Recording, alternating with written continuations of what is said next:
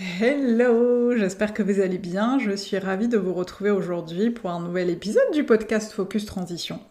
Et aujourd'hui, je voudrais vous parler d'un sujet que je vois beaucoup trop à mon goût passer sur les réseaux sociaux et ce depuis quand même déjà quelques temps. C'est quelque chose qui peut être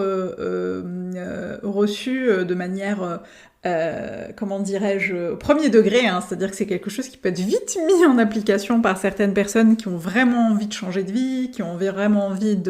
d'opérer une transition dans leur vie professionnelle ou dans leur vie personnelle. C'est un appel qui est, je trouve, énormément fait par certains et certaines coachs ou accompagnantes ou formatrices ou consultantes ou consultants qui ont réussi, et je mets réussi entre guillemets. Je veux parler vous allez vite comprendre de quoi je veux parler. Je veux parler de cet appel qu'on fait régulièrement au fait de quitter, cette invitation à quitter son job. Il n'y a pas une journée quand je vais sur Instagram où j'entends pas quelqu'un sur une plage de sable fin en face de la mer en train de siroter un jus de mangue dire moi j'ai la solution pour toi, le plus simple c'est de quitter ton job. Je trouve que le message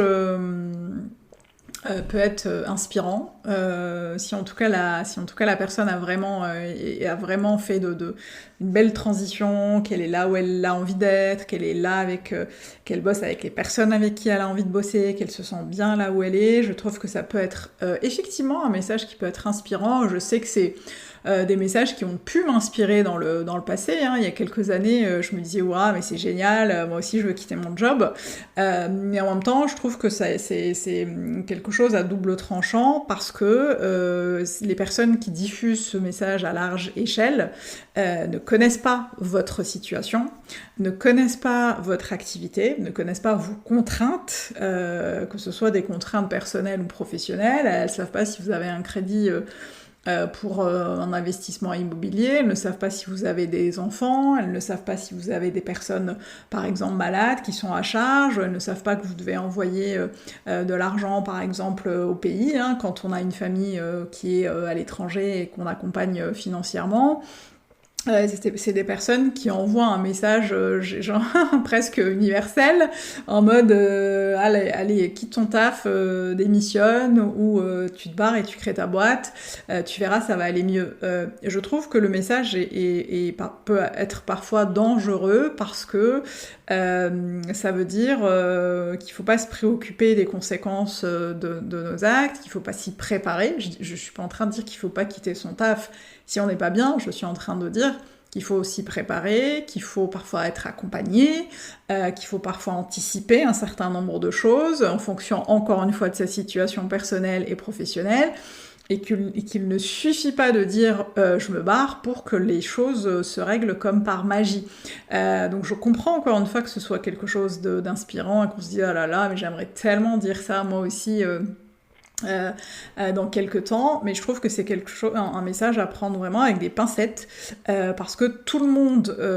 malheureusement, tout le monde ne peut pas le faire, tout le monde ne peut pas du jour au lendemain aller voir son boss ou sa boss en disant je quitte mon job, et tout le monde ne peut pas dire ah bah tiens demain j'arrête l'entrepreneuriat et je reprends un taf salarié, parce que c'est parfois pas si simple que ça, et je trouve que c'est parfois irresponsable que de dire allez hop on quitte tout et on recommence. Je trouve que c'est des projets qui demandent réflexion, c'est des projets qui demandent d'ajuster un certain nombre de choses, notamment dans l'équilibre perso et pro, c'est des choses qui demandent de bien s'ancrer, de bien s'aligner sur ce qu'on veut ressentir, avec qui on veut bosser, comment on veut avancer, d'avoir une vision très claire, une vision globale de ce que sera notre vie plus tard. Et surtout, c'est quelque chose qui demande parfois d'assumer la responsabilité d'un acte pareil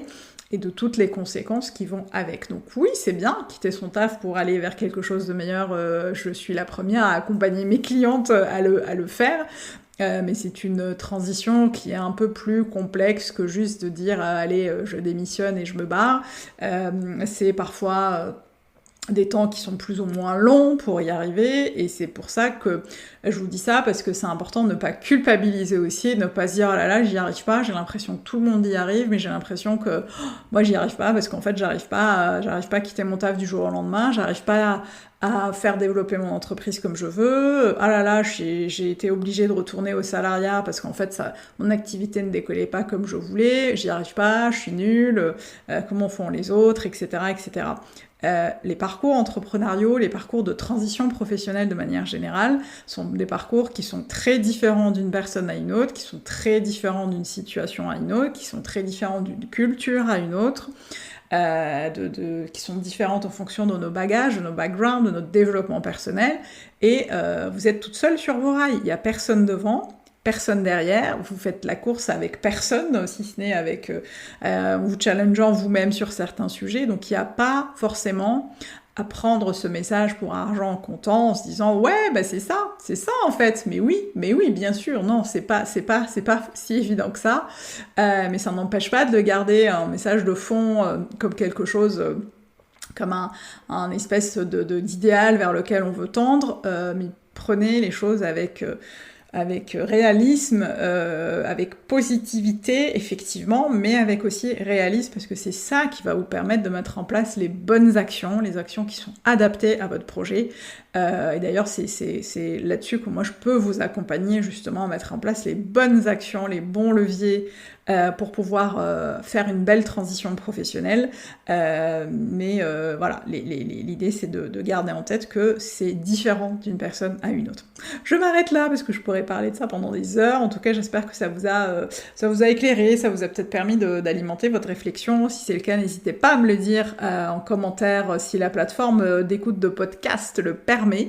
N'hésitez pas à partager le podcast, partagez-le au maximum et abonnez-vous, hein, comme ça vous ne perdez pas une miette à chaque sortie de podcast. Moi je vous retrouve la prochaine